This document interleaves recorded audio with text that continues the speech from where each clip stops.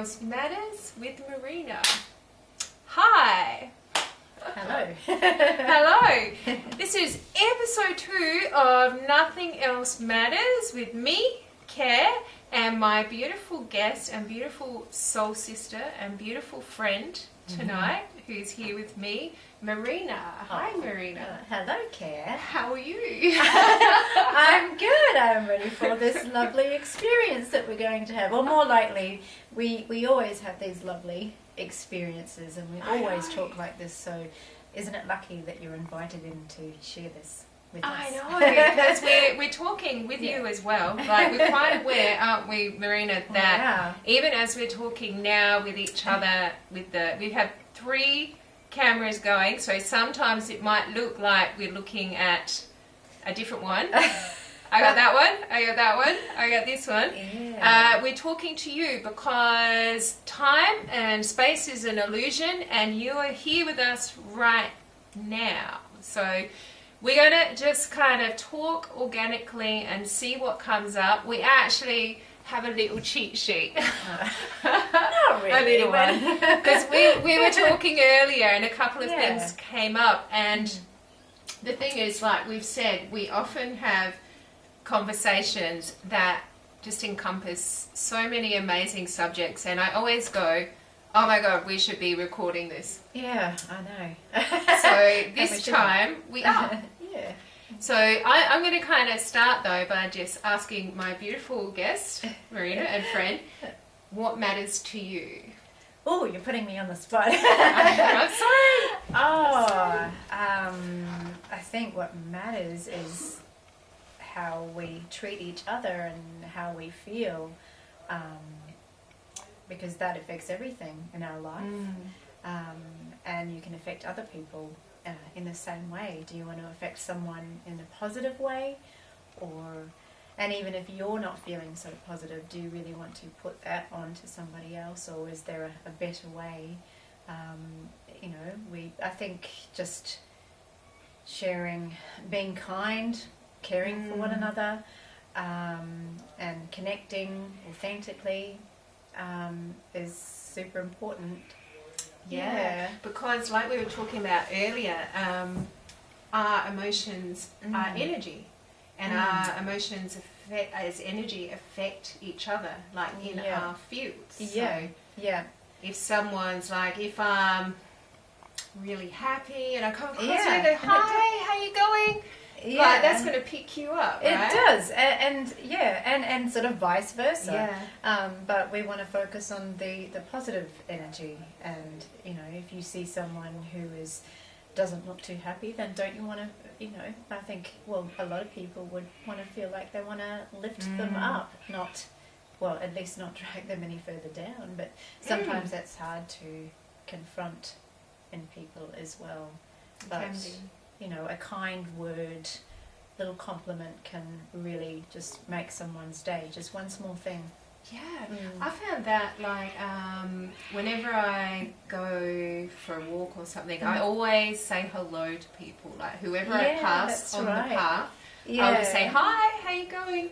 And most people will say hi, but often people don't. But then I think it makes a difference. Like when you engage, I find it really hard to pass someone and not acknowledge them, like not even look or smile. Yeah, and I think that's sort of innately, it's definitely in me. Like I'm ready to acknowledge that person, to smile and say hello. Like, doesn't it feel so much better acknowledging and smiling at someone than ignoring them? Yeah. I mean, for me, I don't feel like I don't feel right ignoring someone that is, that you're just passing, or that you're coming close to. Like, you always want to even just a nod. It doesn't feel comfortable not doing that to me. Yeah. Even if you say, hi, how are you, and you don't get much back, well, you still don't know what's going inside. Yeah. And maybe that person really appreciated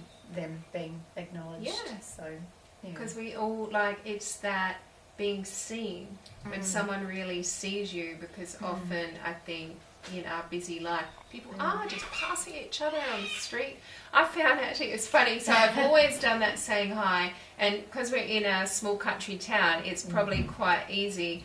But then when I moved to town when I was younger, I still tried to do it. And I'd be like, imagine on North Terrace, me walking along trying to say hi to everybody. I was like the crazy lady. And then I stopped because I went, at some point there's too many people to actually do that. Even the acknowledging, because you have to catch people's eye. And you still will just catch that, you know, that one person, and it's really nice. It's nice to have that connection with the stranger just for that little moment even. So, and when we go in a shop, like the person behind the counter, they're just like us. It's, you know, they deserve to sort of to be acknowledged, and you know, or just not seen as that person who's behind the counter that we want them to do something for us. Seeing them as a human being, and being respectful and treating them how we would want to be treated. Exactly. And not that they're just that person behind the counter who might be able to help us get something that we might want. It's, you know, sort of getting beyond that sort of, you know, ego part really as well. And seeing that they are a human being. It's just the same as us. They're just playing a different role at the moment. Because I recall, like, years ago, myself and my partner then had a roadhouse. So, and I was always... Did you? Yeah. You didn't know that? No. It's funny how stuff comes up like this. So we had a roadhouse, and it was hard though. So we were there, it was 7 days a week. We lived out the back. It was like 6, we'd have to get up at 6 in the morning till 11, 12 at night every day. At one point, I spent like 6 months when I didn't go any further than the Bowsers. I was just there, working, get up, work, go to bed. Oh wow! Drink a lot back then because. Well, this is a side of care that I've never heard. I have never. Now you know. Like, no, there's probably other stories that will come up. We'll see. We'll do some more recordings and we'll see what else comes out that I don't know about. Well, we've had a bit of a while. But what I was going to get at with that was often people would come into the counter and just walk up and I'd be there, hi, how you going? And I was only young back then. Yeah. And they wouldn't even look, and they'd just look up at what they wanted. Yeah. And then just say it. And often, you know, that throwing the money on the counter thing. And I'd be like... I was very sensitive back then, and it killed me every time that people could be like that. That they could just kind of be so sort of a closed off, I guess. Yeah, well, there's an sort of ingrained insensitivity in our society that, you know, not saying everybody is like that, but to see someone who is working in a service industry as something that's just like I was talking about before, like that they're just there to do whatever they need them to serve, and that they're not a human being. I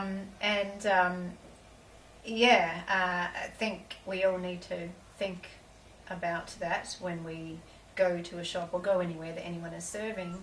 And even if something, you know, you're unhappy about something, well, that's not necessarily the person behind the counter's fault, so we don't need to put that negative energy onto them, and perhaps we come to them with a more positive energy, and then you're far more likely to get a more positive outcome. I mean, I can tell you, having worked in the service industry, like if someone who has a real bad attitude, very negative energy, comes up and demands something, you know, we really feel like going, you know, you don't really want to help them. No, and I don't. Yeah, but yet if you have someone that comes up and who is very humble, who is very kind, and not coming from their ego and asking for what they need, and if there is something wrong, then my goodness, we would go out of your way. Yeah, you would go out of your way to help that person. But if someone's rude and demanding, you know, and I wish these people knew that. Perhaps they might think about being, their behaviour a little bit more, and find out that if they were a bit kinder, a bit more thoughtful, that they might. They would probably get further. What's that saying? You catch more flies with honey. Yeah, is that it? It's something like that. Like it's something to do with sweet and sour, but I don't know. I think it's catch more flies with honey, or it's. Although flies are attracted to something else, but I think honey is better. And another thing that I've thought of in the past, and as I've gone out and I've engaged with people, is because, like you said, you don't know where someone's at in their life. Like you being kind and seeing them and engaging with them as another human being, as like a brother, an earth brother, earth sister, that it could be the difference between them. We lose a lot of people through suicide and depression. That it could make the difference with someone where they could be having a really bad day, and it could be at that point where they're like, I just can't go on, and then your kindness pulls them up and out of that. Well, exactly. And it's like, I think there's a quote from Robin Williams, everyone is fighting a battle. It's not exactly, I can't remember exactly, that you don't know about. And there are a lot of people fighting a battle, even if they're projecting their hurt or anger onto you. Maybe just think for a moment that maybe it's better to just be kind, because obviously they're projecting that negative and their anger or hurt onto you, then they are feeling that. So maybe they need a bit of kindness from somebody, and maybe it just might just switch a bit. All the difference. Yeah, that's right. Or someone going home and taking it out on their family. Like they've had all the weight of so many negative interactions. They go home, they're angry with their wife or their husband, their kids. Yeah. And we don't need that in the world. No, we don't. No, we don't. And I think, and that comes down to, thinking about what can we do to make a difference. Well, it starts at home. It starts as the individual, and how we treat the people around us, and how we treat ourselves, isn't it? Yeah. The thoughts that we and the stories that we tell ourselves. It actually starts there. If we can realise that when the negative thoughts come up, or the little tape player that keeps going, if we can, cue into what it might be saying and catch those negative thoughts about that we tell it. Most people do it and maybe don't even realise it. But to catch those negative thoughts and just say, no, they're thoughts, and we can change those thoughts into positive thoughts, because the negative thoughts are not serving you. No. They're not serving anyone. No. Yeah. Something I started doing, it's quite a while ago now, and this has really helped me, is I had a little guard on duty, and I imagined the guard sitting on my shoulder, and whenever I said something that didn't serve me or was negative, normally it would be self-negative, very rarely against other people, but the self-criticism and judgment, and that guard would catch the words and go, is this serving? Is this making me a better person? Is it making me feel better? No. So slowly the guard would stop it coming out my mouth. Yeah. But eventually the guard started moving to my mind, and would catch the thoughts. So before it comes out of your mouth. Yeah. And then eventually the thoughts stopped. So and then everything now, it's like practice and patterning. It is. I very rarely have that self-judgment and criticism that I used to have. Yeah, that's right. And you're a little further ahead of me in your sort of journey along this road. Not necessarily. It's like we all have our own. So you've been practicing, a little bit longer than I have, but I'm starting to try and catch these things and the thoughts and the words that I tell myself. And it's mean sometimes, and we shouldn't. It's so we mean are the to hardest on ourselves, and we shouldn't be, because it's sad. And we shouldn't be making it. We should be lifting ourselves up as we would think to lift someone else up. We should be doing the same for ourselves. And that's conditioning, childhood stuff that comes up, the story that was told, how ingrained it is, and there's lots of little things. I know with myself, lots of little things ingrained that make me feel, not of value, not as confident, not as capable. But I'm the process of looking at that. It's out. And I've written, I have a book that I'm writing these things out, and I'm working through it, and I'm realizing, how I thought. And when you think that those ideas about yourself, they've gone, and then all of a sudden something happens, and you're right back there. So I'm like, oh. That can happen. You can take steps back, but that's okay. But that's okay, because you realise, I realise now when those moments happen, and I'm like, oh, okay, right, yeah. Well, I need to use some of the tools that I've, that I'm developing now, and put them into play, so that perhaps the next time something like that happens, I'm not affected so hard, and I can handle it more easily. Yeah. And it's working on things and being consistent, and catching those thoughts. Catching the negative thoughts. It is like a life's practice. So I really believe in the life's practice, because you have to practice these things constantly. You do. It's not like you do it once. No. That's it, I'm done. It's like a degree on a wall. No, you have to every day be disciplined.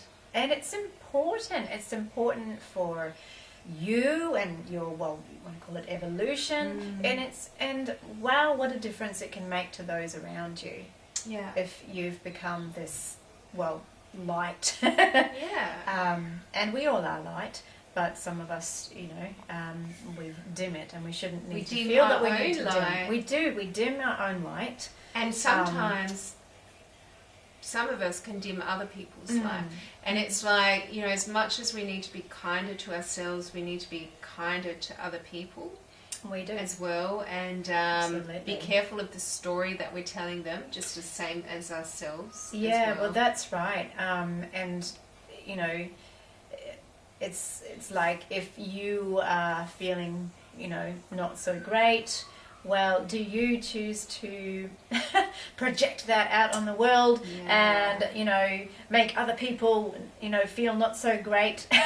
Or do you choose to, and I choose to, okay, if I'm not feeling so great, all right, okay, that's all right, but I'm not going to go out there and project that onto other people. And try and pass it on. Yeah, I mean, how much more worse do you feel if you know that you've just made someone else feel as, as bad as you might feel?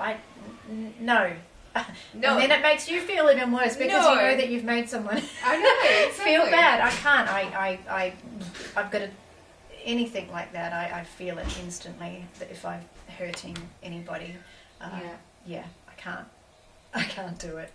Because we are, on this line of conversation, I can easily go to the sort of I am you and you are I. We are all the same energy coming from a different perspective. So we are. We need to be mindful that everybody matters. Like you matter, I matter, you matter, the neighbour matters. Everybody matters, and we're just trying to find our way the best we can. That's right. Yeah.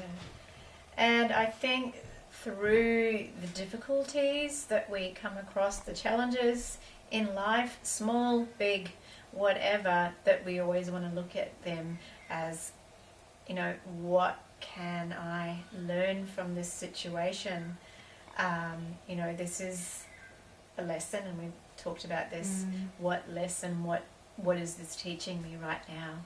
And that is, I guess sort of turning something that may be seemingly a negative situation into something that is so, that can be really positive and make so much difference in your life. Is to, what can I learn, and how can I, and also it may, when we're going through difficult times, then you're more easily able to sympathize with others who are also going through difficult times, because you've been there.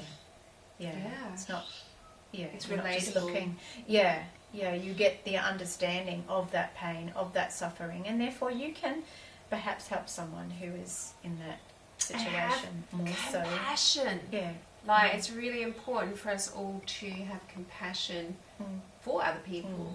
In all different, because we're all on this animals, journey. Mosquitoes. Yeah, isn't it? We had a mosquito earlier today, and Marina said, I don't even hurt a fly these days. Yeah. Maybe almost a mosquito. I'm to the point of not wanting to kill a mosquito. Like it there's a little, what do you want to call the the lower self and the higher self? There's a bit of a... The angel and the devil. Yeah. But then ironically, not long after that came up, there was a mosquito on the wall, wasn't there? Yeah. So I tried to catch it, to release it with a Tupperware container, but it was too quick. So it's around here somewhere. Yeah, and you know what? If it survives, well, good on it. Yeah. Maybe because we didn't kill it, it might not bite us. Maybe. It could be good buzzing karma. around at night in the bedroom. We'll see. But, we'll see. It doesn't matter. Yeah, it doesn't. It's not important. In fact, its life is more important than the taking of its life.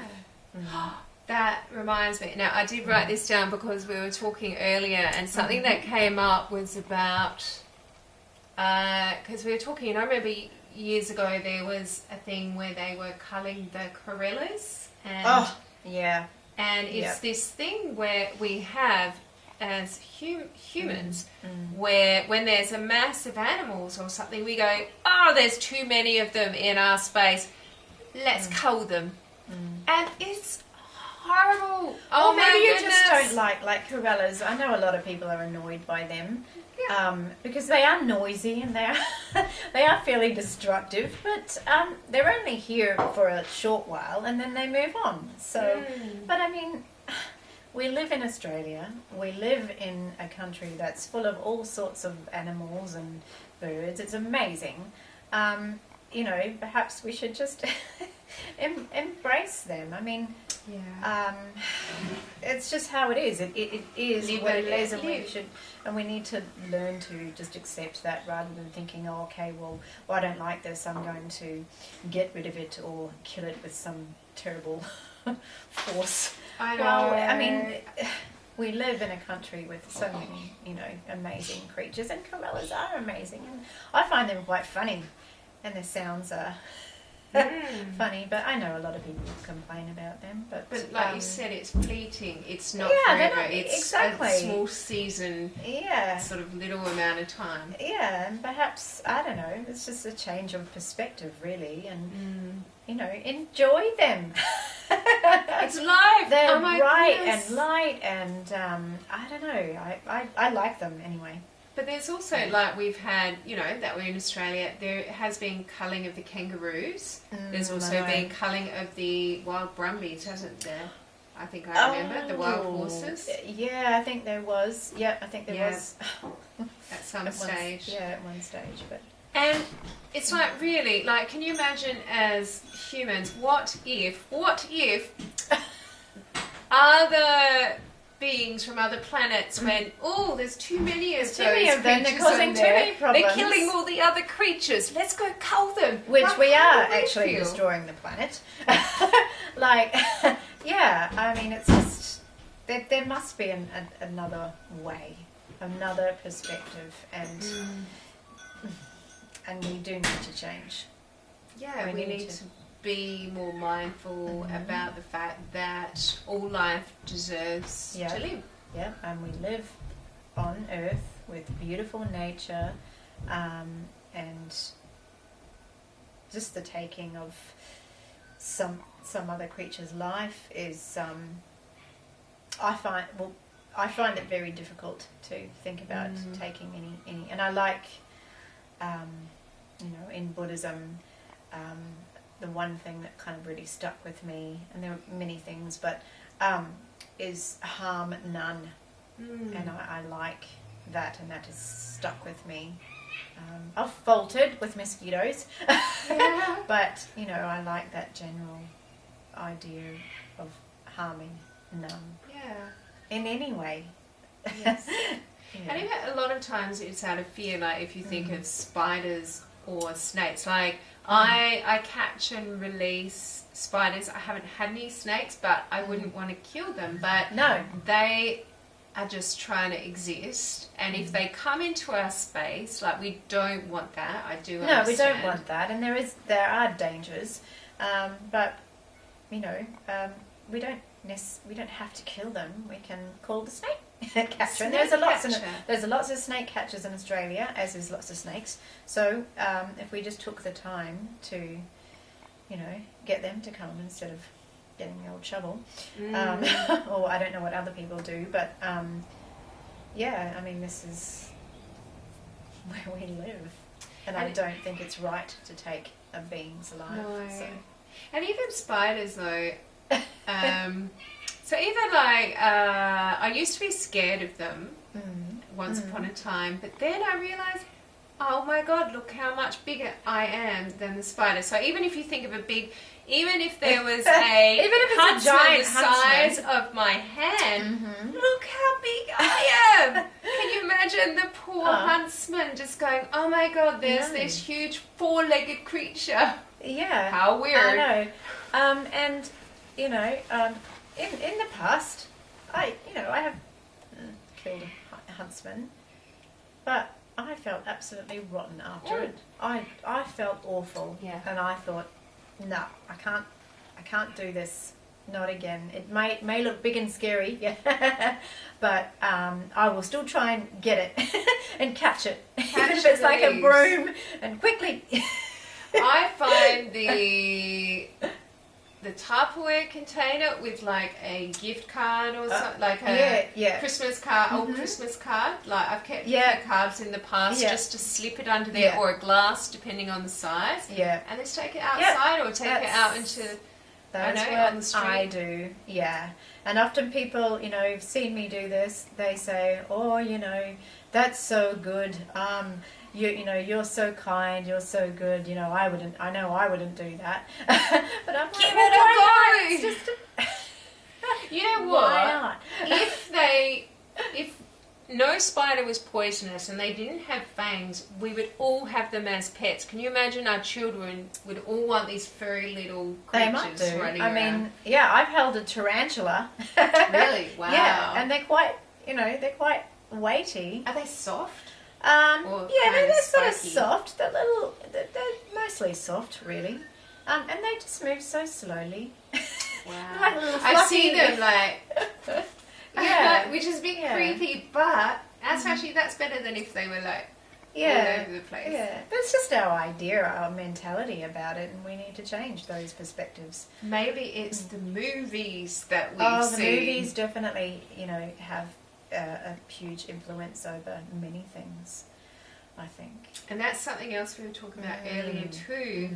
What we were talking about how, and there has been studies on this. This is science also, that the brain, the mind, the memory doesn't know the difference between something real that's happened and something that's watched and then that felt the Yes. same emotions. Yeah, so when you watch movies that are scary, your brain is actually acting, you know, and you can have the same response as if it's happening to you. So how is that working for your body and your health? Well, it isn't. No. It isn't really. I mean, it's the same thing, you know, as what are we feeding our minds? Are we feeding it terror, violence, sadness, you know, and especially when it comes to the news, and I know you don't watch the news. No, I don't watch the news anymore, and every time I do, I want to bawl my eyes out. I want to bawl my eyes out with things on there, and I think, oh gosh, you know, and what makes it, you know, so hard is that you're watching something that you individually can do nothing about. and we want to be able to help, we want to be able to do something about, but it causes not only seeing what's happening on the news, that distress, but also the distress of, but we can't help that person, we can't help what's going on, and that is debilitating. It is absolutely heartbreaking, and I can't do it. And then it makes it hard for us to be there for our children, for our partners, I think, because I remember years ago when I did watch the news, and this is, oh my goodness, like definitely over a decade ago, plus some, so it's a long time. And I felt in fear, I felt a bit paralyzed, and then I was depressed because people were suffering, and then I struggled, I was looking after, I had my younger boys, my sons, so this is like before Mia, and it didn't serve me at all. No, it doesn't, because it's not something that is fleeting, that emotion. It's something that can carry on for a day, a week, and I guess, I mean, that's on a bigger scale, even you carrying with that emotion and feeling sad and down, and if that's what you're putting out there, your energy to the world, well, it's not helping, is it? Yeah. Like, it's much better to avoid feeding your mind with those sorts of, images and terrible things that are happening in the world. We know they're happening. We know, and it's horrendous. But on an individual scale, watching that is, it doesn't serve you. And it doesn't serve... We can't do anything about that, but what we can do individually is just make sure that we do, every person that we come in contact with, that we connect with, it's a positive interaction, and that's what you're sending out into the world. And that's what we can do. And I think that's great to know that you can do that and make a difference. Absolutely, on that, home scale. But another thing that, on my journey as I've travelled along, and I've definitely chosen the spiritual path, and I call it the path of the greatest good, my highest self, is I've come to understand that it's more about energy and vibration. And when we do watch these things that lower in vibration, we're actually allowing more of those things to perpetuate, because when we focus on things, we're giving it our energy for starters. That's right. And when we're in fear, we're lowering our own vibration, which adds to the collective. So it allows a lot more things to happen in the world which are very negative, like wars, poverty, famine, and all that stuff. So we need to think more on the lines of energy, vibration, and frequency. That's right. And that's then right. Because we are frequency, we are vibration. That's what we are. So we can affect each other in that way. And I'm sure that most people, even if they're not thinking about spiritual things, but most people talk about energy and how they feel, or how someone might have made them feel. And I can certainly sense how someone is before they speak. Because you feel, we want to call it the vibe of someone. Is it a positive vibe, or is it a downer? Well, and we can pick up on that, and we do. But we just instinct. We've forgotten. A lot of people have forgotten, and I know you and I were trying to remember. We're trying to bring that back and put that out there. Which in this time we're in now, there's so many more YouTube channels. There's so many more people talking about it. More talk shows where they're talking about the energetic self and the connection with source energy. Yeah, that's right. Yeah. And I think I don't particularly like using the word, woke. It's such it's a bit of a cliche word, but in a sense it is sort of about, discovering and realization of that, of energies, that we can, the things that we feel, we you know, and the way that and even just noticing how, you know, how physically the body reacts to something before we may, you know, before the thought is, did we, you know, tense up when that, you know, situation happened, or did we feel, you know, like, and that tells you so much. And it's just about being in touch with yourself, and being able to notice those things. And I know in this world it's so busy, you know, it's difficult, that it's so easy to get caught up in that world that's outside of yourself, and we forget, what's going on inside, or but, you know, it's so important to connect to what's going on inside, and just even just a few breaths during the day, just get to that point of calm, even if it's just a few moments, just with the breath, breathing in, you know, 4 counts, hold for 6, breathe out for 8. I mean, you try it. That, like, you know, if you do that a couple of times over, and you will feel the difference. If you do that, shall we do it right now? Let's do it right now, okay? I feel like sitting upright. I'll try to. Okay. I'm only little. So do you want to lead us, Marina? That's right. Ready? Okay, we'll just breathe in for 4 counts. Hold for 6 counts. Breathe out for 8.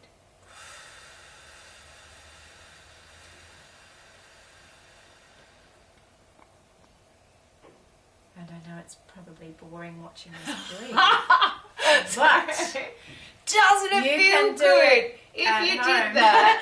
Or anywhere. It's just a really great tool to use. Isn't it? It's calming. And I find instantly. It's not so much the in-breath, the hold and the release is what I really love. I love the feeling of the hold and release. And it is. It's like, just that little shift of feeling just that little bit calmer. And it's something you can use when you're in a stressful situation, or even if you're not in a stressful situation, just throughout the day. So simple, but it makes a huge difference. And that's what we were talking. We talk about a lot. We were talking about this earlier. That if, say, for example, if someone was to come into your space and they were irate or, you know, in a negative energy, you have the right to just say, one moment, put your hand up, and then just.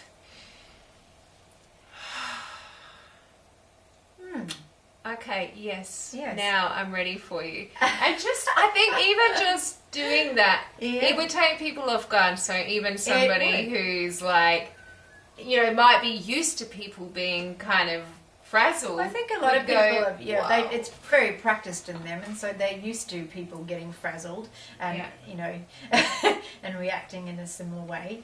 But yeah, I think if you did that, you would...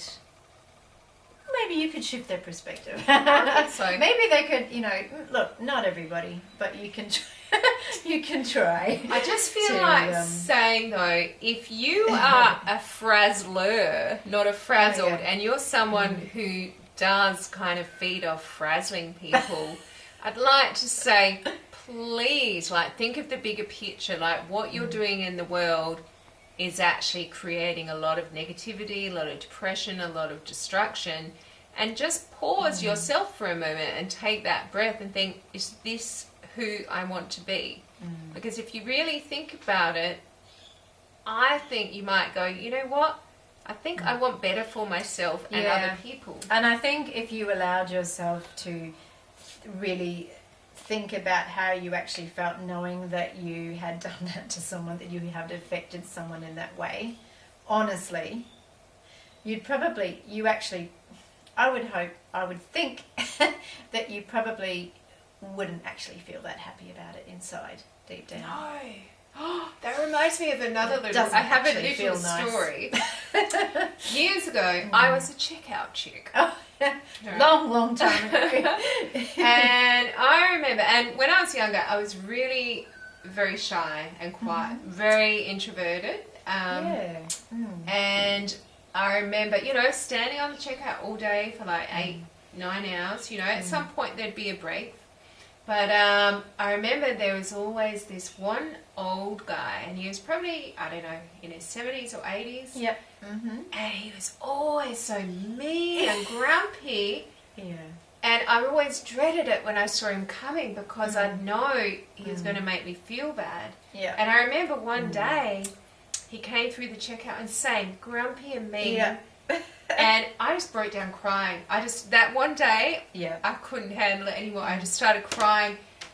And oh my goodness, he was shocked. He did not know the effect he had. And he said, and then after that, he was so nice to me and nice to everyone else, because I don't think he realised the effect he was having on people until he really saw it and went, and I think he might have had that moment where he went, I don't want to be that person. But you woke up. He did wake up. Yeah, and it's a shame that it had to get to that point to really affecting you, you know, or anyone in that way. But you know, that's the bigger picture again, isn't it? Yeah, coming on through. Yeah, and hopefully, you know, that'll make a difference for him, and it's going to make a difference for everyone else that he comes in contact with. Yeah, well, he might not be around now, because that was 30 plus years ago. No, definitely. You can't be. You're a baby. No, it was probably like 32, 3 years ago. Goodness, no, that's not true. You know how old I am. No, age is nothing. Age is just a number. It's just an idea. I think like the more you forget the number, and I have actually heard people going, oh, I'm this age now, I should be this, and you know, and talking a lot about their ailments and how they're feeling. Yep. And it's like, that is not good for you, I would just like to say. No, I know, but it's so easy to get caught up in that. And it's easy when you're around other people who are caught up in it as well to get reeled into that. And no, it doesn't serve to hold on to any ideas that... that I mean, we know we age.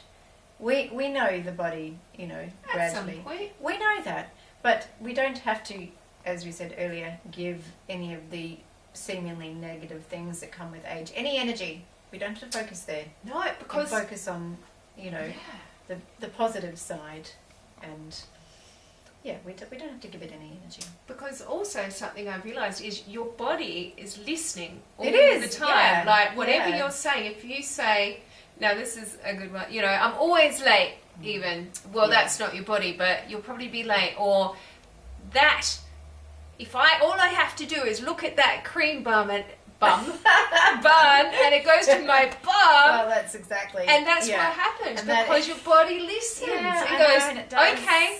Yeah, and I think, you know, in years to come, science will, you know, prove all of this. Energy and consciousness is coming in, you know, there's more and more in science now, and I think very soon, and I hope it's soon, that they do truly discover that science of consciousness.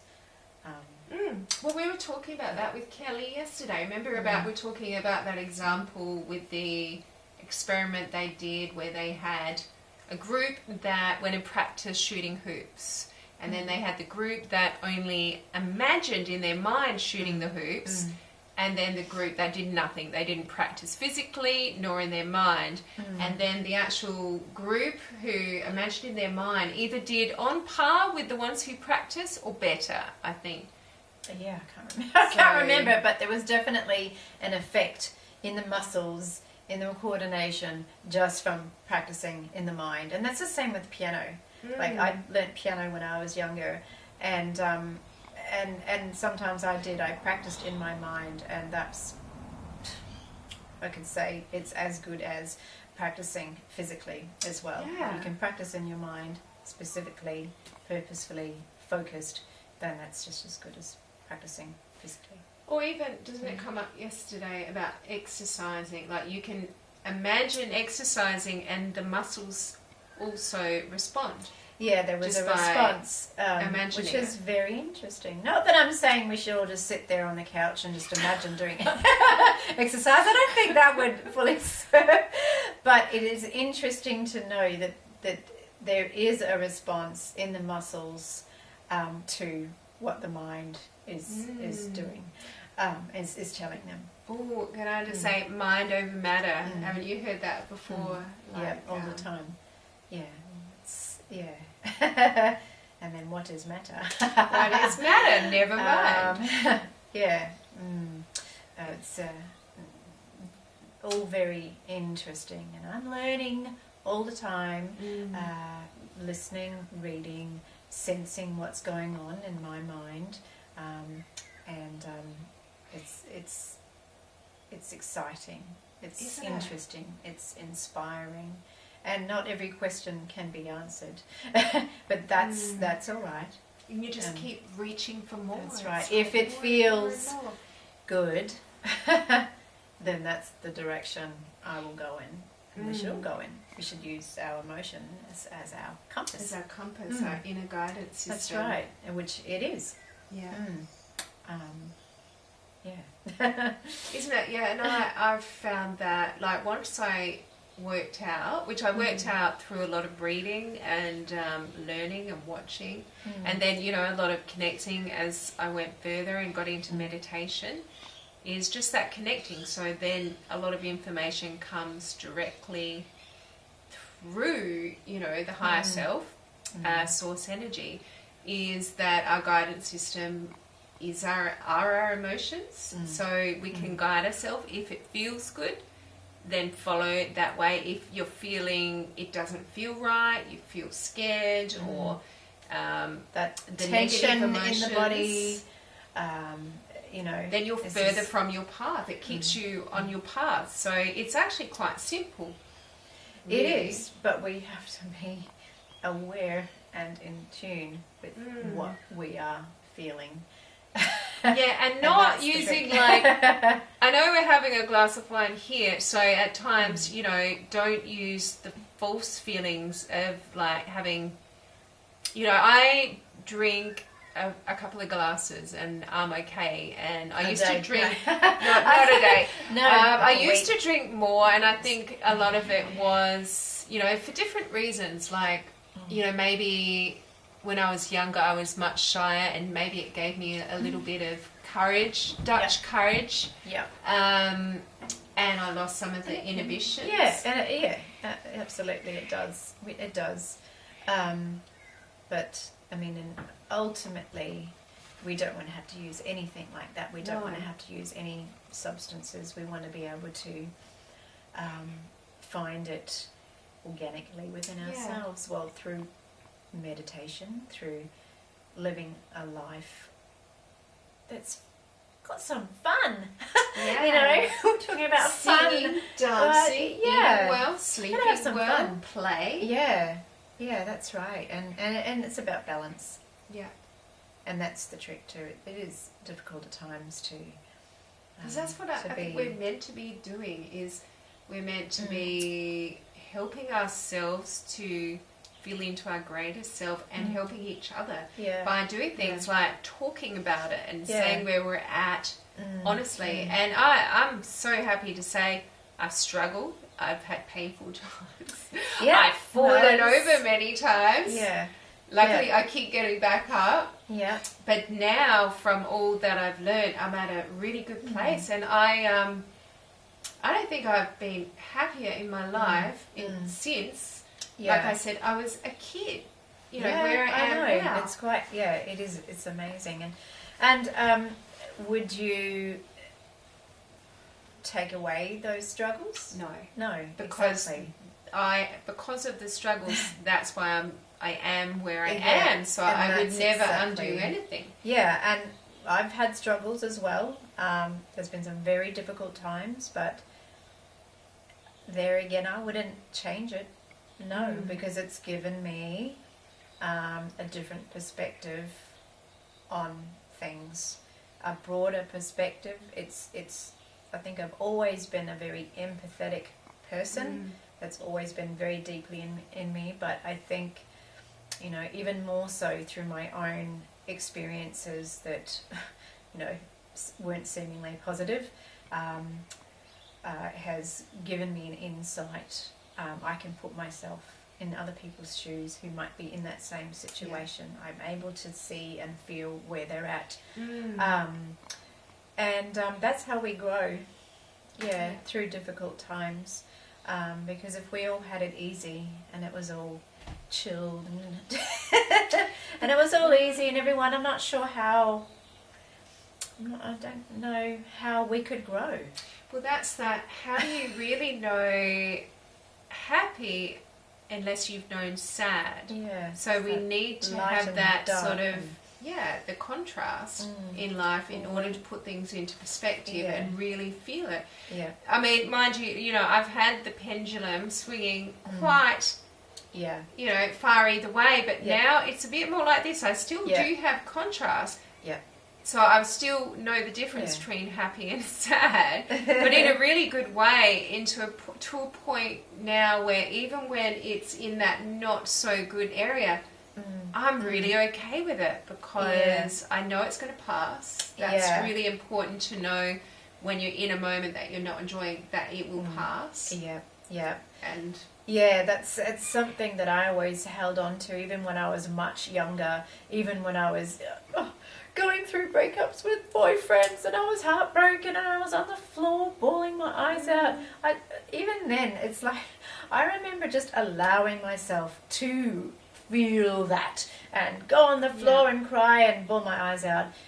And then I allowed myself to say, okay, I know that was, it wasn't very nice to feel that, but now I can, you know, now I can move on. I see the bigger picture. That was just a small part of life. Now I've gone through it. And I know that not everybody can, you know, perhaps would think about heartbreak and difficulties to go through it in that way. But I just remember, even as a teenager, being aware to allow myself to feel whatever pain I needed to feel, you know, bawling on the floor. And then I'd go, right, okay, well, that's done now. I'm off. going to look at the bigger picture and I can move on from that. I remember doing that. It's really, really good to recollect that. Yeah. Yeah. And that was, because if you allow yourself to feel something rather than just like letting it like push to the side or, you know, only feeling it a little and it drags on, but if you allow yourself to fully feel that emotion, then you are far more likely to be able to go, okay, I acknowledge you. I know that that's what I was feeling. You're here, but now I can move beyond that. You know, because you certainly don't want to be stuck feeling like that. And now I've grown from that experience. Exactly, and you're stronger for that experience. It's that, that bigger picture, that no matter what is happening, you know, how awful you might feel in that moment, you know that's not going to last forever. Look at the bigger picture. It's always something that came to mind, even when I was a teenager. So, because we're meant to be experiencing life. I mean, we don't really want the suffering that we've had in the world so much. I mean, that's all experience, but I think now we're in a place, like individually and as a collective, where we've learned a lot of hard lessons, and now it's time to make it a bit easier. Yeah, it's like that, you know, we can be in pain, but you, knowing that you actually have a choice about how much you are deciding to suffer. Yes, and how long you do. Yes, we're going to feel pain. There's always going to be things that pop up in life, but do you choose to stay there, stuck, or do you choose to say, no, I think I can move beyond that. You know, I don't have to stay in that suffering. No. Knowing that you have a choice is a good thing. Yeah. And not everybody knows that they have a choice, that they can decide not to stay in that way, that they can actually, they can say, no, I'm choosing to move beyond that now and grow from that pain. And as we said, what lesson has it, is it, what have I learned? You know, what am How I have learning I from grown? this? Yeah, yeah. So that's very important to point out. You have a choice in life, and your life is a sum of your choices. Like where you are in this moment now comes from your choices. So conscious or unconscious, it's all about our choices where we are. Yeah. And at any point in time, we can change our choices. We can. And it might be difficult. Can we change our choices? we can. We can choose differently. Choose a different path. And it is up to us. And, you know, there might be a path that is really, really difficult, but maybe it's better than the one that you've been stuck on. Yeah. To make that difficult choice, to be able to move beyond being in that stuckness. Because we can get stuck, because even if something's really bad for us, it can be so familiar, even if it's not good for us, that it seems like the better choice rather than stepping into the unknown. Easier to stay than make the change. Yeah. Yes. But, you know, from example, I know for sure, like, even when it's scary and unknown, when I've done that in life, but following my inner compass and my guidance, and following, you know, a little niggle, a voice saying, this is what you need to do, it's always served me well. But it does take courage. It does involve courage, and we want to really feel that we can have that courage to make those changes in life, especially bigger changes that we might know.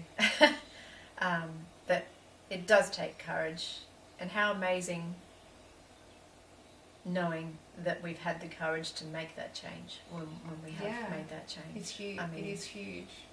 It's a big growth moment. And I don't know, for some reason, you know, because we've talked about red flags, Oh, and I'm like, but sometimes it's like you have to be aware of following your guidance, also listening to others, but not taking what feels good. But sometimes we have red flags in situations, and we actually choose to ignore them. Yeah, we do. We choose to ignore them. And I can tell you that from my own experience. Yeah, and it never ends well. No. I always think, if they are red flags, just listen to them. So hang on. Just take notice. If someone doesn't know what a red flag is, how do we explain it?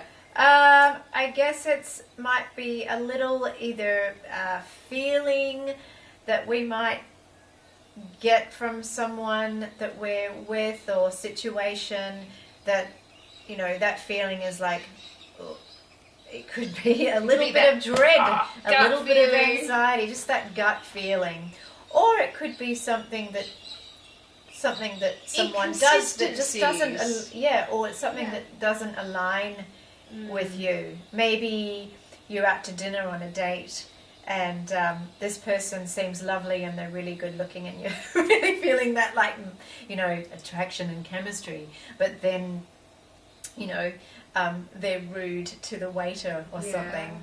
It's like, it could be little, but or you know, for me, that would be a massive red flag. But maybe because you might be so attracted and there's chemistry, is the attraction, you might choose to ignore it. Don't. Because it's actually huge, really. It is, especially if you have multiple red flags. But then know that at any time, because you will see them, you'll just choose to ignore them. You'll see them, and even some friends might go, ooh. and you still ignore that. Yeah, I know. But at any point you can go, because I know this is something that happens to sometimes people feel like they're committed to a path now. And now, you know, I'm committed to that person, or I'm committed to that place or that thing. But at any time you can go, you know what? I think I was wrong. And I think I'm going to step back. Yeah, that's right. Even if you just, you know, say if it's a person, you could go, you know what? I just want to pause. And you might at that point with someone see multiple red flags coming at you, because if it's the wrong person, red flag city. Yeah. But if it's the right person, maybe you were wrong, they would just go, okay. Or, you know, it's like you've got to play it by ear, but you can always change your trajectory, and that's okay. Yeah, exactly. And it doesn't actually take much to see, you know, how someone is. It doesn't even have to be what they say. It can just be, you know, one small action. Maybe you're leaving a restaurant. You know, I'm using a date as an analogy, but maybe you're leaving a restaurant, and I know this might not be in agreement with some people, but you know, it's nice. You know, what if or either way, male or female, whoever goes first out the door, what if they don't keep the door open and for it you? slams in your face? Like it's just small things that, I don't know, tell a bigger story, I guess. It's just, you know, something like that. Wow. Or they kick a dog. Not or, you know, like... lack of awareness or respect for people or other people's things. I mean, little things just, you see it. Yeah. Note it, because if something comes up, there'll be more. Yeah, and it's normally a pattern of behaviour. And if you start seeing patterns, well, then, it's on you to make the, you know, to go a different direction. Yeah, but you can always change. You can. Because I know there is that old saying, I made my bed, now I've got to lie in it. Or someone might say, you made your bed, now you've got to lie in it. That is not true, because at any point, you can remake it. You can rip all the sheets off. You can also stand back and say, well, I did make a mistake. Yep, I own that. And now I don't want that. I can change that, and I'm going to go in a different direction or make different decisions next time. I realise the mistake. Yes, I made my bed, but and maybe I'll lie in it for a moment because I did it, but then I'm not going to make that same mistake. I'm going to buy a whole new bed. New pillows, new quilt cover, everything. Yeah, that's right. So nothing, I guess what we're trying to say is that nothing is set in concrete. At any point in life, if things aren't right, you can change them. Like we have that power in our hands. That's right. We don't have to stick with what is not serving, what doesn't feel good, what is dragging you down. We can say, no, I don't want that anymore. I'm going to change. I changed my mind. Yeah. So, and I guess little example for me was I was finding that I was like, well, watching too much TV, and TV that was not particularly uplifting, and I realised at one point that no, this is not serving me. I actually don't feel good after it. And one day I just decided, and I know you did the same thing, I said, and it's the same with the news, I just turned off the TV and said I'm not going to watch the TV anymore, because there are much more positive things to be doing and experiencing than sitting there in front of TV watching things that are just making you feel anxious, tight. I just don't, like, I haven't watched TV in years. I don't really watch movies. I will sit with the kids and kind of zone out occasionally, not all the time with their kiddie movies. I think that's okay. That's okay. But I think we do have to watch what we're putting into our lives. Because it's just like what we eat. So be aware of what you're consuming, because that affects your body. Yep. But when we think of what we're consuming, think of what you're consuming through your eyes and your ears. Absolutely. We are affected, whether we think we are or not, by what is out there. And to just look after ourselves with the food that we eat that's good for us, to, you know, only engage and have good friends, and social media. Do we really need to be scrolling half the day? No, Not we really. don't need to be. No. So limiting those things, and no, we don't have to watch that, you know, that negative thing that's happening on TV. We can turn it off.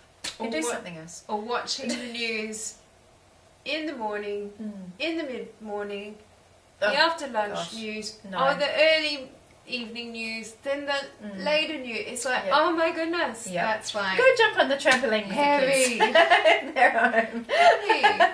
Yeah. You know, as we were saying that before, it reminded me about the consuming and the, you know, I was just thinking of the, like, frequency again, and thinking of the megahertz, like the hertz, you know, the 440 hertz, the 528 healing frequency. 528, and what's the other one? 423? There's a few of them. There is a lot. I can't think of hand. And then you were looking at, was it Hemisync? Yeah. That sounded very interesting. Yeah, I've not gone too much further into it, but if it is Robert Monroe, and I don't know too much about the history. I just heard about it briefly and thought it sounded interesting. It is using, you put your headphones on, and it is about using sounds and visualizations, and what it does is it brings the two hemispheres of the brain together to be like a real focused pinpoint, and it helps to, and if you do the I don't want to say the tapes, I think they're originally on tapes, the guided meditations. Wow. Oh, then. Yeah, it's Robert Monroe had an institute in America, and I'm not sure he developed these. It was just about getting into a deeper consciousness, and so this is what these guided sort of meditations do with the frequencies and the sounds, and you sort of, it's interesting, you sync up with your consciousness. And I think as you if you were to go along and do them all, you would probably have some very interesting experiences. I like interesting experiences like that. I've had a few interesting experiences through breath work and through meditation. I'd like to try some of the breath work stuff, but I haven't yet. So not yet. I will. Yes. Yes. Yeah, I will. Maybe with Kelly. Possibly. Yes. Yeah. Yes. I'm just thinking of some of the experiences I had of, you know, kind of like through meditation. At one point I was doing a meditation. This was just with myself, you know, and I used to sneak off. Like, I started meditating. I made a commitment. This is a few years ago now. And I just said, Kat, what are you doing? Like, stop fluffing around with this meditation.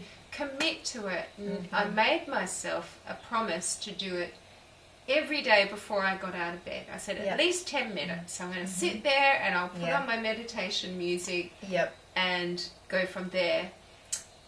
And that's how it started. And I was like, okay. And, you know, at first I fidgeted a lot. And I was like, oh. Yeah, that's because, you know, you are, where you're starting to get rid of the ego, and the ego doesn't want you to let go of it.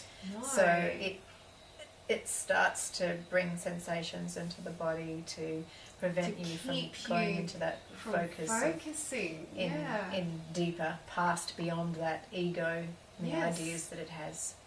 But then, you know, as I went along and I started to really, oh my goodness, I would enjoy that morning meditation before I even got out of bed. And then I went, you know, okay, I'm going to do it in the evening before sleep as well. So I'll be doing the same thing, and I love that. And then I started, you know, during the day, or I'd find like, you know, the kids were fine and everything, and like everybody's okay, and I'd actually sneak off, like kind of feeling almost guilty. And then I would go and meditate, and I really I found I would just pull in so well. This was over a long period of time, really, over months. And then I remember one night I was doing it. It was just me and the kids, you know, I'd fed them. And, you know, they were just watching a movie or something, so they were out in the lounge, and I'd gone in my room, which was just adjacent to the lounge, and I was listening to this beautiful meditation music, and then suddenly it was like I became the music. I just felt myself just, and I could feel myself as the music. I could still hear the kids, and they were fine. And it was such an amazing feeling to feel like I just melted into the musicscape. Yeah, that sounds amazing. And then I heard the kids squabbling and calling me, and then shoom, I was out. I was like, no, I want to go back. And then I went and sorted them out, and then I came back, and I'm like, oh, that was so good. But then I went back in. Are you able to get back? Oh, that's good. And it was just amazing. And I've had a lot of experiences that I won't get into them all now, because it would take over the rest of our conversation, that they're almost unexplainable until, you know, once you get to that stage where you really connect. Yeah, and I think, see, once you get a taste of that, I mean, you want more. I do meditation. Not probably as disciplined quite as you are, but I'm trying to I'm trying to get there. I can't remember what I was going to say.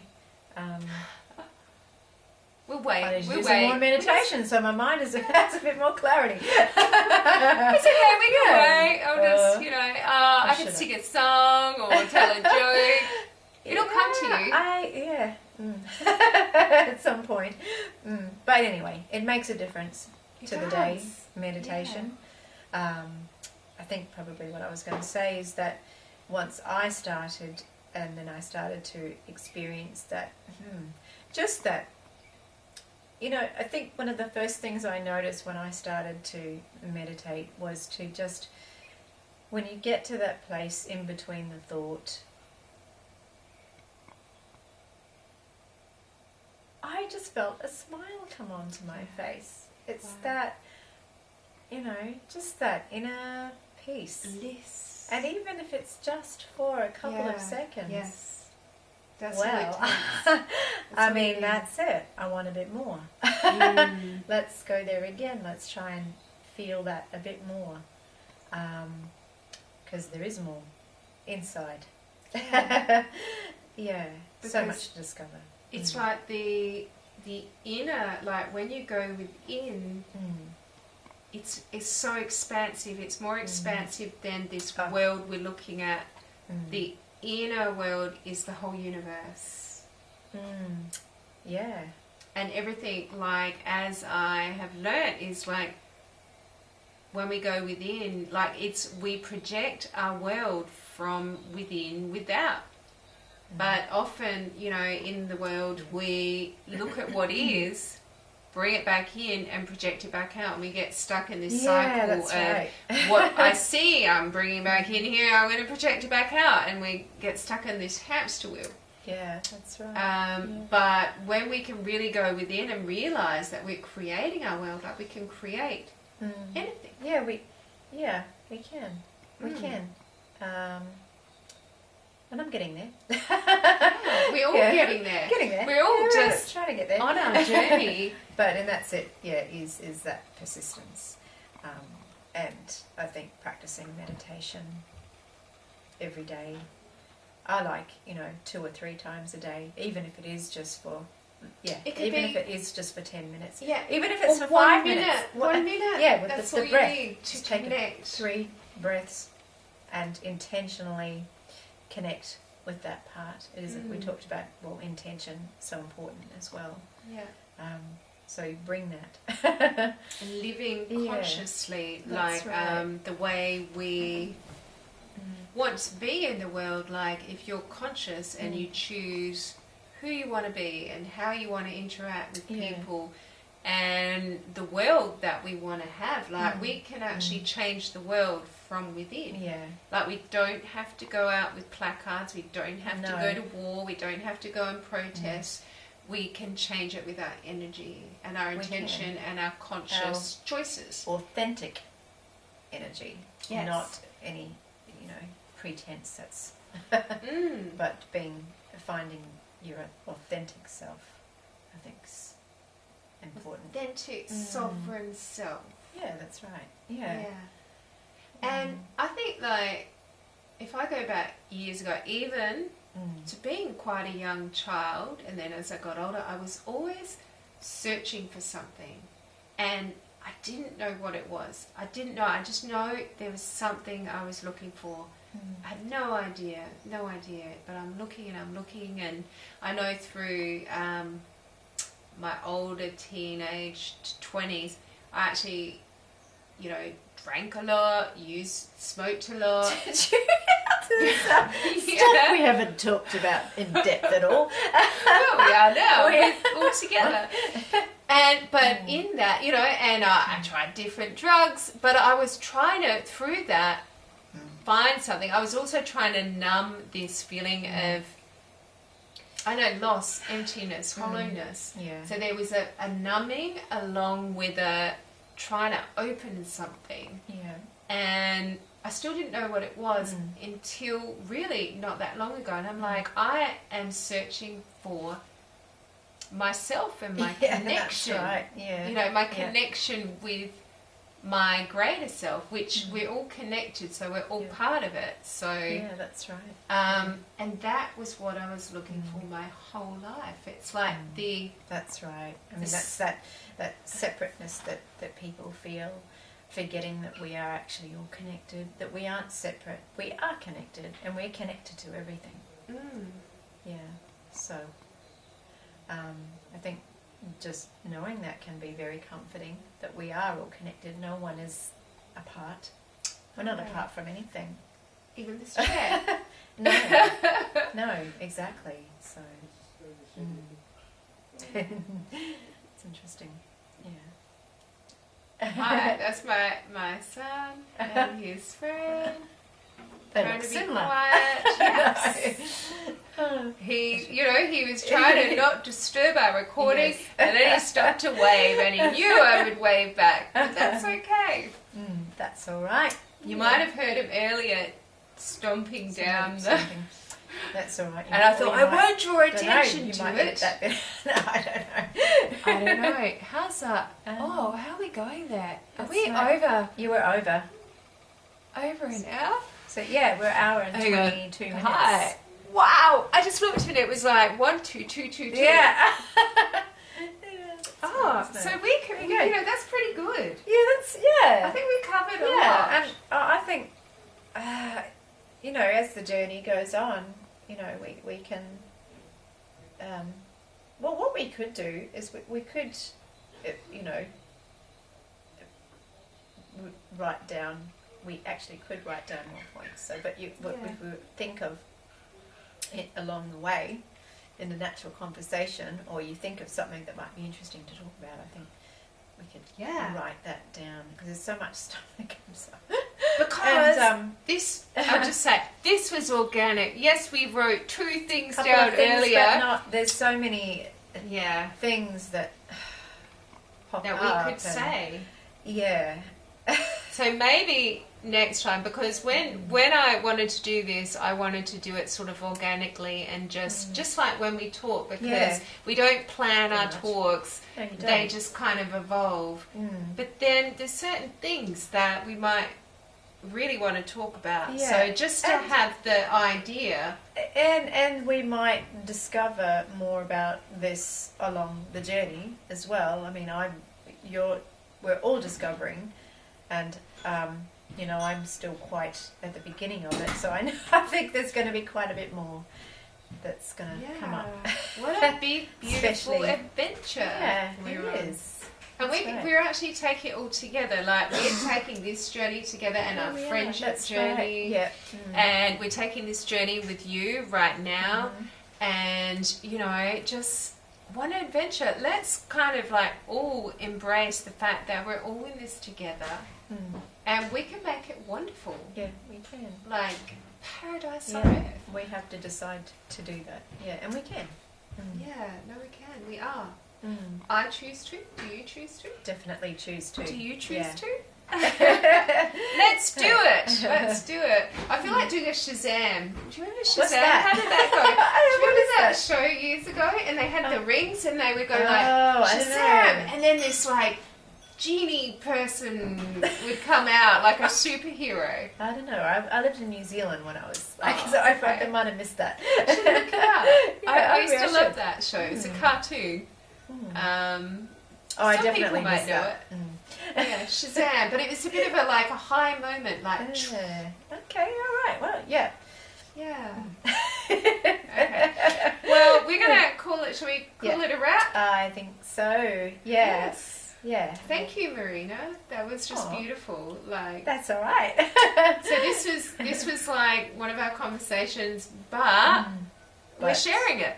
Yeah, absolutely. And we'll do some more because I'm sure I could rope you in to come back in. Yeah, well, let's.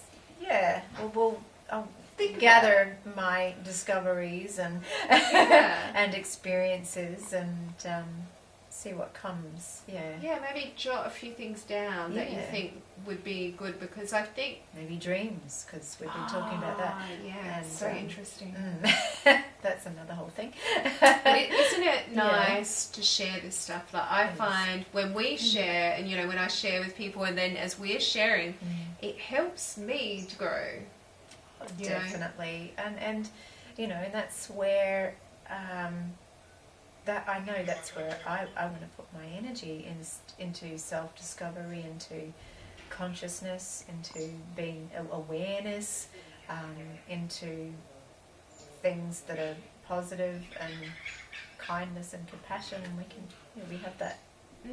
Have that, and we can talk about anything really. Yeah. However crazy, however woo. It could get crazier. We might actually get more woo-woo as we go. Yeah, but I'd like to gain a bit more knowledge on some things before talking about certain subjects. I think know a little bit more about it.